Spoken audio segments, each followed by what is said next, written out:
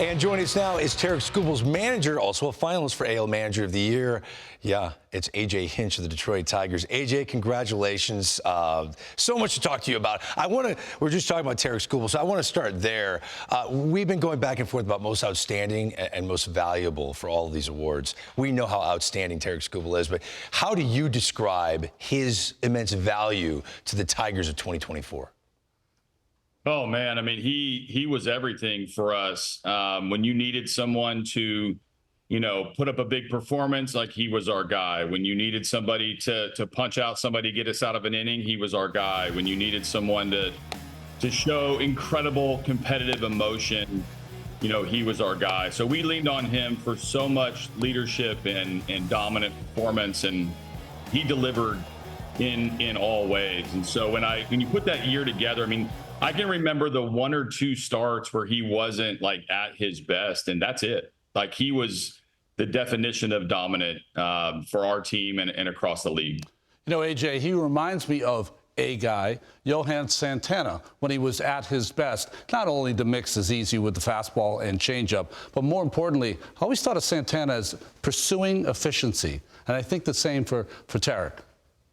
Yeah, I see two things with Tarik. One, I see incredible presence. When he walks out on the mound, the entire team thinks that we're going to win that day. And then secondly, he will dominate the strike zone. We talk about first pitch strikes and we talk about getting to two strikes quickly and putting hitters away, and he gets soft contact, he gets swing and miss. But man, he pounds the strike zone. He is unafraid of challenging major league hitters in the strike zone, and he still wins the battle. So any of these guys that are at the top end of the rotations that we call aces, I mean, that, Tarik is what that is. And like you said, Santana or other big boys around the league, that one thing they do, they pound the strike zone. And AJ, oh, by the way, congratulations to you as an American League Manager of the Year finalist. What a year for the Tigers, especially the last 2 months. When you look back, obviously not a lot of margin for error with the team offensively. To get into the postseason, what are you most proud of with this group and this year? Oh, man, I think it has to start with the player buy-in and my coaching staff. I mean, you need both of those things to be good at this job and to lead a team as the manager. When you get buy-in like the players gave us this year, and when you get a coaching staff is dedicated to pulling out as much talent as you possibly can from each individual guy, whether it's pushing somebody like Tarik, whether it's pushing somebody like Riley Green, who made the All-Star team, all the way to breaking in guys in a pennant race, making their major league debuts. My staff and the players, man, they were incredible this year and made my job as fun as it can get in this seat. Boy, AJ, to speak to that point, it is interesting. I mean, there were it wasn't linear. There were a lot of down moments during this season, but your staff and the young players seemed to get better as the season went along. So you have to stay with them if you're a manager of a young team nowadays. Yeah, you do. And you also have to try to figure out, kind of what the character and what the personality is of your team. And our guys really bought into trying to win every night.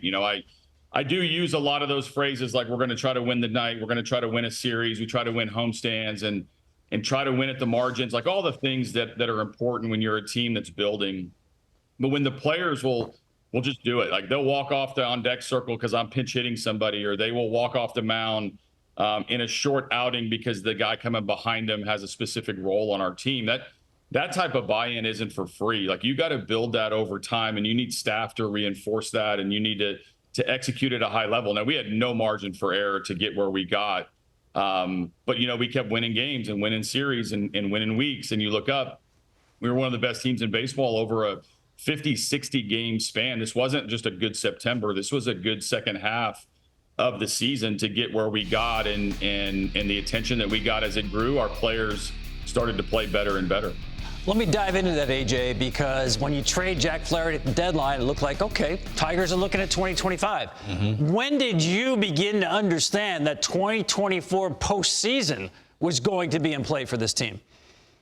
Yeah, it's hard because I've been asked, like, what's the one moment? And you can go to Parker Meadows hitting a grand slam in San Diego, or you can go into a big dominant performance from Tarik, or you can go all the way down to the finish line. We went into Baltimore and played them 6 out of 9 games, had really good series. Trey Sweeney made a ridiculous season-saving catch, just down the left field line as a shortstop. So you can go to all these fun moments, but I think as when the deadline happened, our team decided that we were going to do whatever it took to play like game sevens as long as we possibly could. So we started doing a lot of different things. Our players were just trying to win that night's game, and we put together really good stretches of baseball and kept winning. It wasn't perfect. It wasn't like we won 20 in a row to make this improbable run. We stacked a lot of good things and a lot of good wins, and we looked up and we found ourselves in it. And then as we got in it, I started to believe when our players' personalities were the same, when we were at Kansas City the last week, when we were at the Baltimore, we had a really tough road trip, Baltimore, Kansas City. I don't recommend it down the stretch.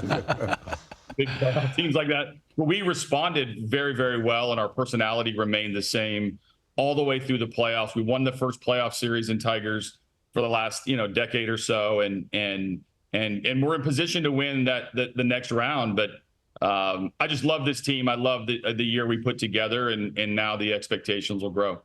AJ, you alluded to it. You've had some amazing moments as a manager in different organizations, but what did it mean to be the manager of the Detroit Tigers and bring winning baseball back to Detroit and their fans?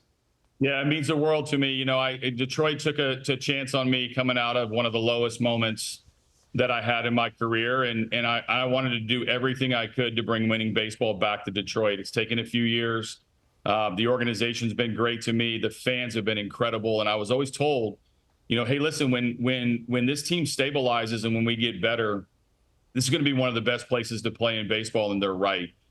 Detroit, Michigan is one of the better cities in the circuit, and they responded favorably to a really fun team to root for, and we kind of took on the personality of the city with some grit and some determination, and ultimately winning. Last 50 games, so much fun to watch your team play. AJ Hinch, congratulations on being a finalist for AL Manager of the Year. Best of luck this award season, okay?